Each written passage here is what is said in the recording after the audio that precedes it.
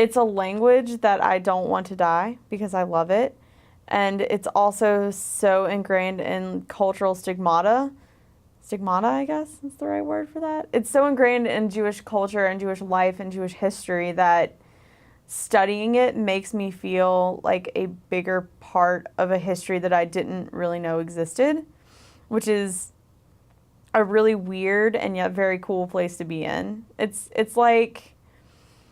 like unwrapping a really big present on your birthday, only to find out that there are like another 100 small boxes that are all individually wrapped, and you just have to keep peeling back the paper and like discovering new things. And I guess I like Yiddish because not only is it a language, but it also comes with a whole cultural like side attachment to it. Like you study Yiddish, but Yiddish in itself is a dual word. Like dual word? Does that make sense? Well, it has to make sense because you can either mean Yiddish the language or Yiddish the culture.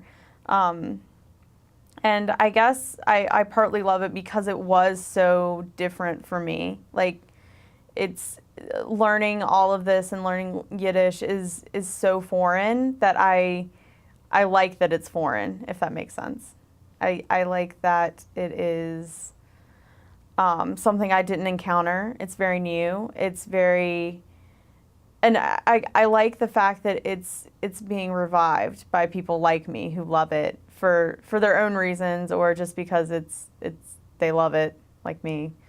I like being a part of that revival, I guess. I would define it as a resurgence of Yiddish language and not necessarily Yiddish culture, but a more curious nature as to what Yiddish culture was in the past.